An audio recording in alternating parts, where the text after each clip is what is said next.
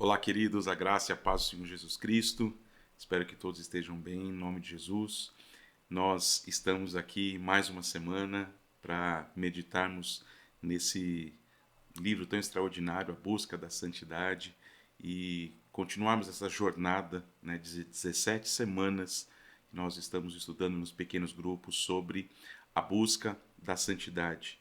E eu desejo que você esteja crescendo em santidade verdadeiramente, não numa santidade verbal, mas numa santidade concreta que se traduz em vida prática, é o que eu desejo. Nós estamos hoje na 7ª semana e hoje nós vamos falar sobre ajuda na batalha diária.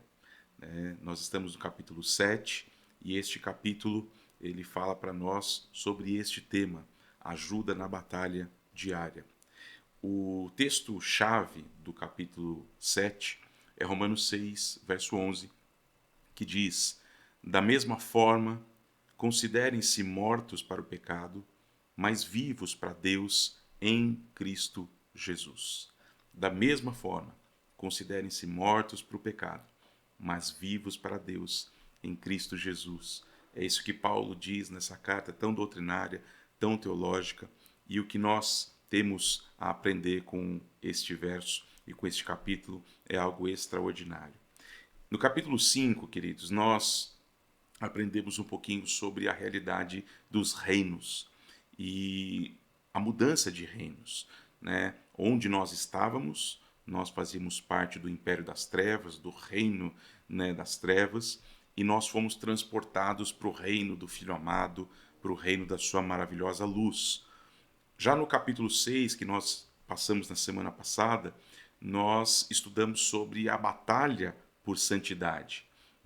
É verdade que nós não fazemos mais parte deste reino das trevas, mas é verdade também que o pecado continua sendo uma realidade viva e atuante nas nossas vidas. E nós bem sabemos disso, nós convivemos com isso. Então, como essas coisas se relacionam quando nós compreendemos que nós não fazemos mais parte do reino das trevas e agora somos da luz, nascemos de novo, vivos de fato para Deus, mas o pecado continua sendo uma realidade para nós. E por isso nós estudamos sobre essa batalha, pela santidade, né?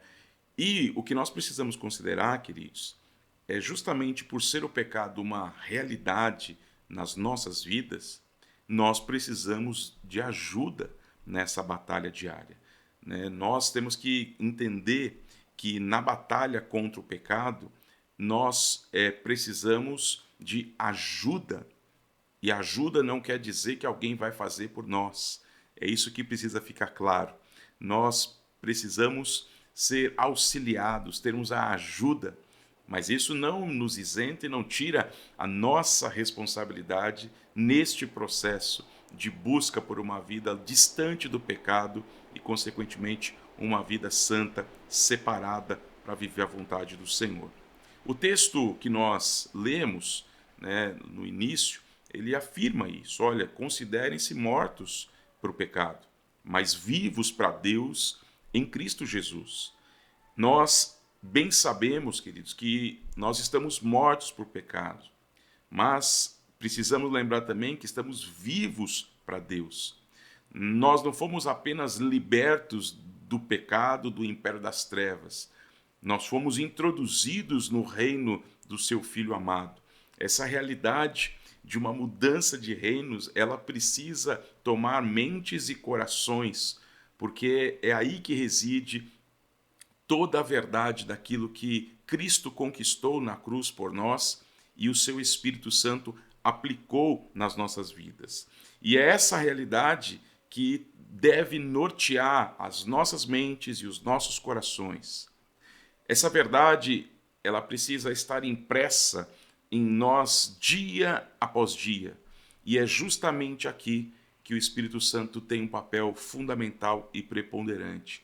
João 16, verso 13, diz que é o Espírito Santo quem nos guia em toda a verdade. Portanto, nós precisamos de ajuda. E nós temos a ajuda. E esta ajuda não é uma ajuda externa, mas é o próprio Deus que escolheu tabernacular dentro de nós. Ele fez de mim e de você morada do seu Espírito. E é Ele quem nos ajuda nessa batalha diária que todos nós enfrentamos, nessa busca de uma vida santa, nessa busca de vencer cada dia mais o pecado que tão de perto nos rodeia. Eu e você precisamos deste poder, do poder do Espírito Santo atuando em nós, para que a gente tenha vitória contra o pecado e a gente tenha êxito numa vida de santidade. Nós só temos como prosperar em vida de santidade quando nós passamos a subjugar o pecado. É isso que nós vemos nas orações de Paulo, nas várias cartas. Aqui, uma menção à oração que ele faz aos Colossenses, quando ele diz: fossem fortalecidos com todo o poder, de acordo com a força da sua glória, para que tenham perseverança e paciência com alegria. Paulo ora para que os colossenses sejam fortalecidos com todo o poder e com a força da sua glória. Nós precisamos do poder do Espírito Santo de Deus atuando nas nossas vidas, porque é somente através dele que nós vamos triunfar sobre o pecado. E essa ajuda nós temos a certeza que nós temos todos os dias das nossas vidas. E é por isso que nós somos mais do que vencedores em Cristo Jesus. Quando Paulo, de semelhante modo, ora pelos crentes de Éfeso, lá em Efésios 3, verso 16 em diante, ele diz: eu oro para que, com as suas gloriosas riquezas, ele os fortaleça no íntimo do seu ser, com poder, por meio do seu Espírito. E lá no final ele diz: porque aquele que é capaz de fazer infinitamente mais que tudo que pedimos ou pensamos, de acordo com o seu poder que atua em nós. Tanto no verso 16 quanto no verso 20, nós vemos a realidade do poder de Deus que atua nas nossas vidas. E é por isso que nós dependemos dessa ajuda diária. Mais uma vez, ajuda. Quando nós pedimos ajuda para alguém, nós não estamos delegando para aquela pessoa nossa responsabilidade. Nós estamos dizendo: sozinho eu não consigo, eu não tenho condições, eu preciso de ajuda. E o Espírito Santo de Deus, que habita dentro de nós, está em nós para nos auxiliar nesta jornada de crescimento numa vida santa, mas também de subjugar o pecado que nos rodeia o tempo todo e tenta nos destruir. Queridos, quando afirmamos que nós estamos unidos com Cristo, quando afirmamos que somos participantes do reino do seu Filho amado, quando nós afirmamos que estamos vivos para Deus, estamos reconhecendo e nos apropriando do seu glorioso poder que atua nas nossas vidas. Isso precisa ser uma verdade que ecoa nas nossas mentes e corações. Nós estamos unidos com Cristo. Nós fomos resgatados do império das trevas e transportados para o reino do Filho amado. Nós estamos vivos para Deus e nós precisamos nos apropriar deste poder que nos transferiu deste lugar para um lugar de glória, de vida. E é este poder que nos leva a viver uma nova vida, vida que é livre das amarras, livre das algemas do pecado. Nós temos condições, sim, de viver uma vida acima do pecado, acima das tentações. Por quê? Porque o poder do Espírito Santo atua em nós. Este poder que é tão grande, como diz Paulo, que ressuscitou a Cristo dos mortos, é o mesmo poder que nos faz andar em novidade de vida, triunfando acima do pecado, sem amarras, sem as cadeias do pecado que outrora nos prendeu e nos subjugou. Nós temos a ajuda que nós precisamos. Portanto, quando nós escolhemos viver no pecado, é fato, é uma escolha. Não é uma condição sine qua non, não é uma sentença, é uma escolha de cada um de nós. E nós precisamos ter a consciência que nós, através da ajuda do poderoso Espírito Santo, nós podemos sim viver uma vida cheia e abundante da presença de Deus. É isso que nós queremos mais e mais. Nós precisamos levar em consideração dois fatos que o autor chama de fatos gêmeos. O primeiro, nós estamos mortos para o pecado e para o domínio do pecado sobre nós, e vivos para Deus e unidos àquele que nos fortalece. Mas é verdade também que nós podemos impedir que o pecado reine em nosso corpo mortal. Esses dois fatos são gêmeos e eles andam juntos. À medida em que eu entendo que eu estou morto para o pecado e morto para o domínio que o pecado tinha sobre a minha vida, e eu estou vivo para Deus e unido àquele que me dá força pelo seu poderoso Espírito Santo, eu preciso também ter a clareza de que eu posso impedir que o pecado continue reinando em meu corpo mortal.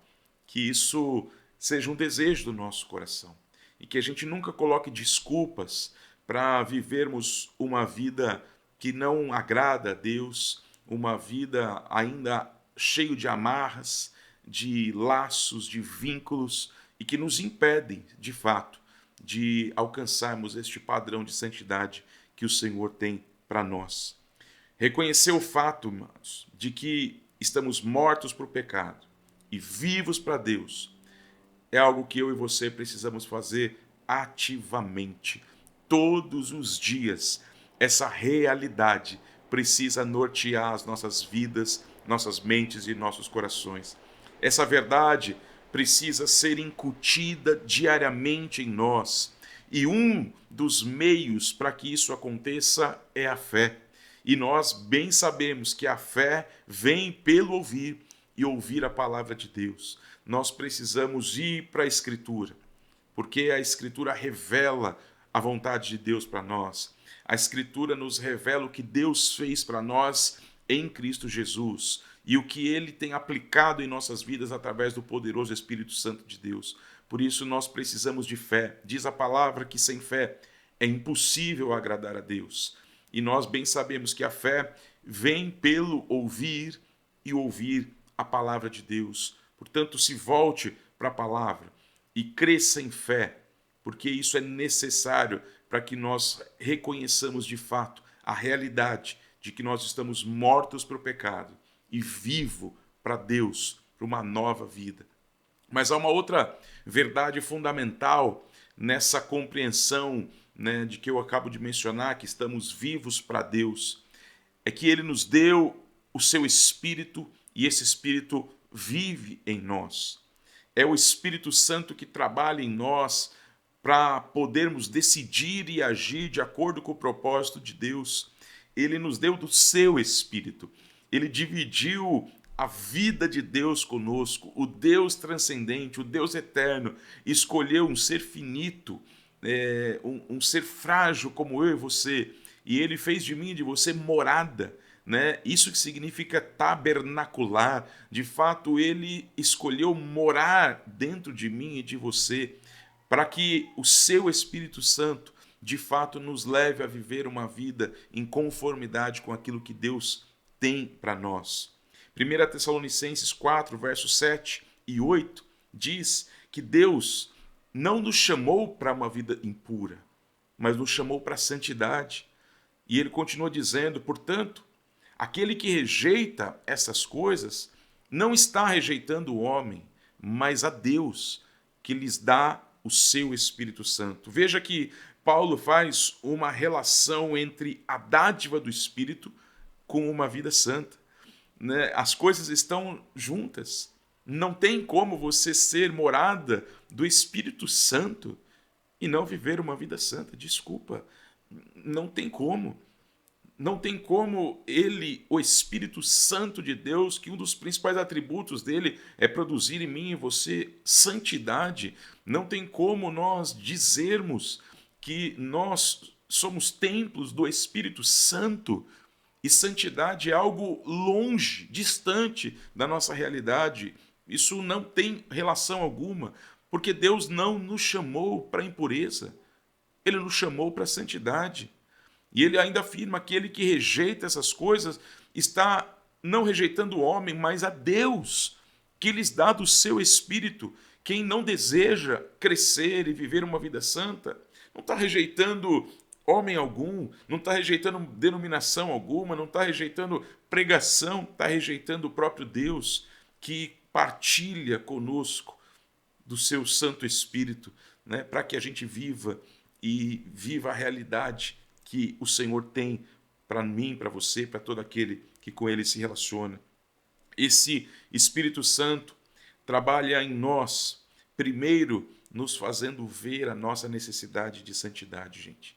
Primeira coisa, o Espírito Santo trabalha na minha vida, na tua, fazendo-nos enxergar que nós precisamos viver uma vida santa.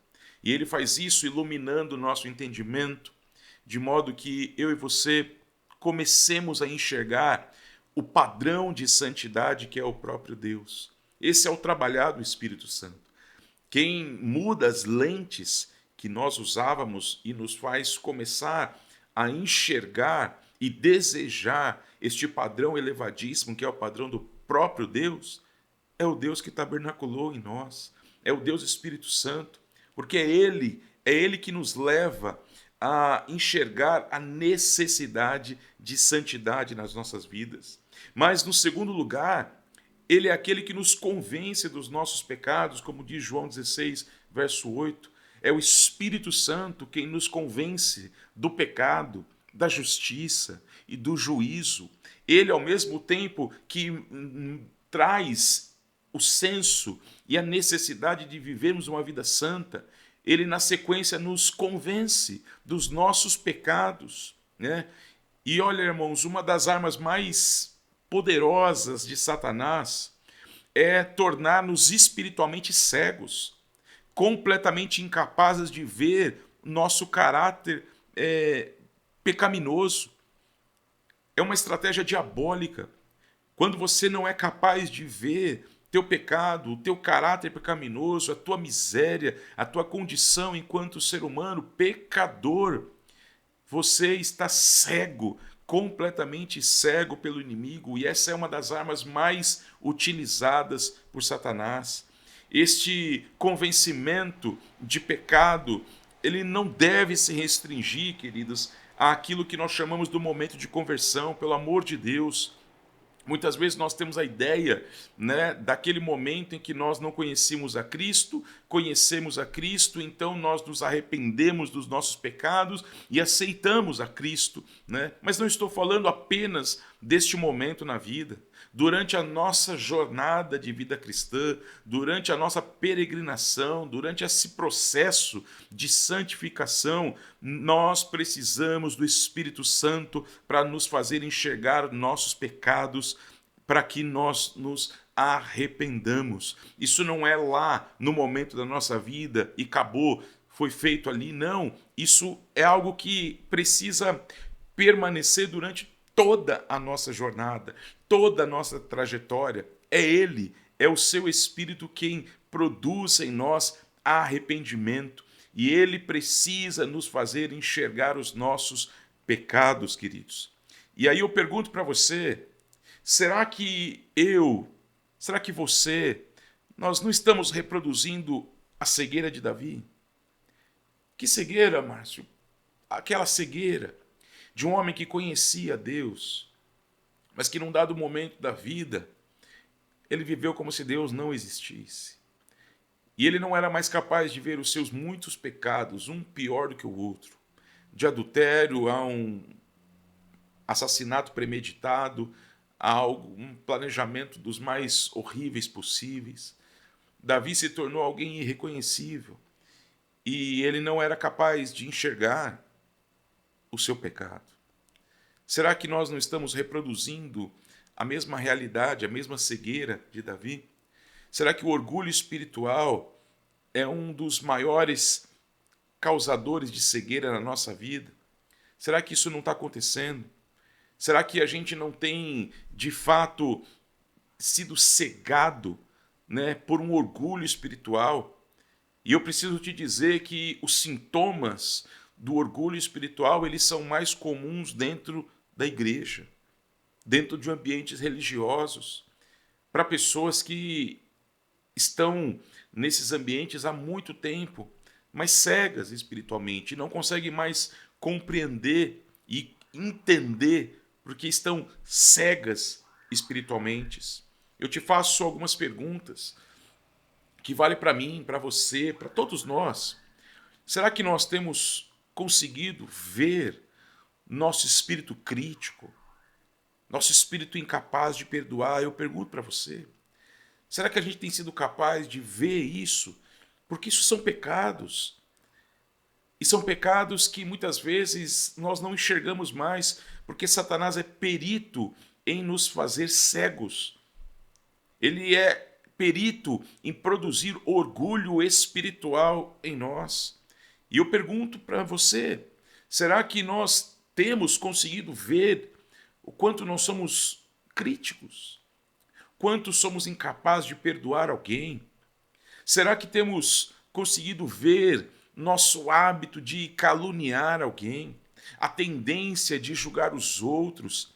Será que nós temos conseguido enxergar essas realidades que muitas vezes nos cercam e nós já não vemos mais porque estamos pensando apenas, né, naquele pecado e naquela noção de conversão, quando nós pedimos perdão dos nossos pecados e nos arrependemos dos nossos pecados, mas depois passamos a viver dentro de um ambiente religioso e muitas vezes nos tornamos orgulhosos, espiritualmente falando. Será que a gente tem conseguido enxergar isso? Ou nós temos sido cegos e miseráveis, como os laodicenses? E eles diziam: estou rico, eu adquiri riqueza, não preciso de nada. E diz a palavra, não reconhece, porém, que é miserável, digno de compaixão, pobre, cego e está nu. Você sabe que essa revelação, esse diagnóstico, foi o próprio Senhor Jesus que deu para a igreja de Laodiceia. Que dizia, eu não preciso de nada, eu tenho tudo. E vem o Senhor Jesus dizer, só que você não vê, que você não é rico, não. Você é miserável. Você é pobre, você é cego, você está nu. Mas o orgulho espiritual te cegou de uma maneira impressionante. Nós precisamos do Espírito Santo. É ministério dele levar a mim e a você a ver que somos realmente miseráveis devido aos nossos pecados. Esse mesmo Espírito é aquele que abre a tampa de nossas mentes, dos nossos corações e permite-nos ver as fossas morais que se escondem ali. Esse é papel do Espírito Santo. Nós não vamos caminhar em santidade enquanto ele não abrir, destampar e a gente sentir um mau cheiro que muitas vezes está em nossas mentes e corações. A única maneira de nos arrependermos é vendo os nossos pecados. É aí que ele começa o seu ministério de tornar-nos santos. É justamente quando o Espírito Santo destampa, abre e expõe tudo que está lá dentro, na fossa dos nossos corações, das nossas motivações, das nossas intenções. E então começa o trabalhar para nos tornar santos. Queridos, o processo de santificação passa primeiro pela capacidade que eu e você precisamos ter de enxergar a nossa miséria. O apóstolo Paulo diz que é Deus, e o Deus aqui, o Deus Espírito, que efetua em nós o querer e o realizar. É o Espírito de Deus que efetua em você, em mim, o querer e o acontecer, o realizar.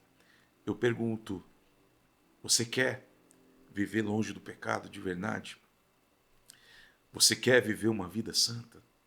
Porque antes de realizar, ele produz em mim e em você o desejo por uma vida longe do pecado, por uma vida santa, tendo ele como padrão de santidade. Nossa real dependência do Espírito em busca de uma vida santa se expressa de duas maneiras. A primeira, assimile as Escrituras.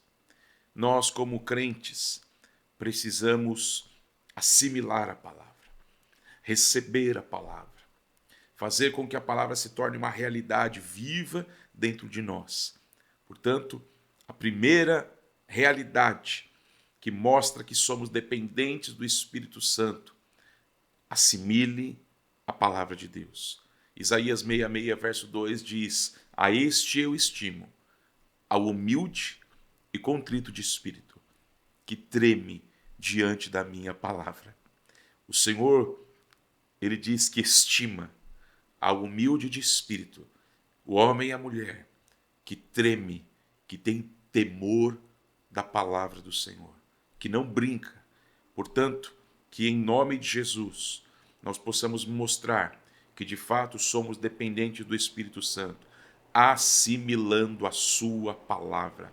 A palavra de Deus é lâmpada para os nossos pés, é luz para o nosso caminho, e nós precisamos assimilá-la em nossas vidas. E a outra verdade é que nós precisamos orar por santidade. Nós precisamos da palavra que nos mostra o que Deus tem por nós e tem para nós. Mas nós também precisamos clamar e orar ao poderoso Deus, ao seu Espírito que é poder, para vivermos uma vida santa. Colossenses 1, verso 9 e 10, o apóstolo Paulo diz: não deixemos de orar por vocês, não deixamos de orar por vocês e de pedir que sejam cheios do pleno conhecimento da vontade de Deus, com toda a sabedoria e entendimento espiritual. E isso para que vocês vivam de maneira digna do Senhor e em tudo possam agradá-lo, frutificando em toda boa obra, crescendo no conhecimento de Deus. Louvado é o nome de Jesus. Ore, ore para que você dependa do Espírito. Ore por santidade. Que na tua oração, todos os dias, tenha uma parte da tua oração pedindo: Senhor, torna-me santo. Eu preciso do teu poder em mim. Torna-me mais santo. E para que você se torne santo, é implícito que você esteja orando para se desvencilhar de todo o pecado, porque é o pecado que nos impede de vivermos uma vida santa. E quando nós queremos viver uma vida santa, indiretamente nós estamos dizendo não para o pecado. Paulo vai dizer: olha, nós oramos por vocês e pedimos para que vocês sejam cheios do pleno conhecimento da vontade de Deus, com toda a sabedoria, entendimento espiritual, para que vivam de maneira digna do Senhor e em tudo possam agradá-lo. Louvado é o nome de Jesus. Queridos, é isso que eu gostaria de deixar nesses 30 minutos aqui. Eu quero desejar para você, para a tua casa, para o teu pequeno grupo, um momento extraordinário de partilha. Nós estamos caminhando, estamos entrando na 7ª semana, numa jornada de 17 semanas, aprendendo sobre santidade. Não é um assunto em desuso, utópico, né? Nós estamos dizendo de algo fundamental e nós temos tudo o que precisamos para viver uma vida santa e piedosa. Nós temos o Espírito Santo de Deus que atua em nós e eu tenho certeza de que Ele vai nos levar para vivermos tudo aquilo que o Senhor deseja. Desejo que Deus abençoe você, abençoe o teu pequeno grupo, que você partilhe, que cada um tenha a coragem de se expor, de confessar pecados, de abrir o coração e deixar com que aquele momento seja um momento terapêutico, de cura, em nome de Jesus Cristo. Que Deus abençoe a todos. Tenha um excelente pequeno grupo na próxima quinta-feira e que a doce presença do Senhor esteja com todos vocês, hoje e para sempre, em nome de Jesus. Amém. Um beijo no coração. Ótimo pequeno grupo em nome de Jesus.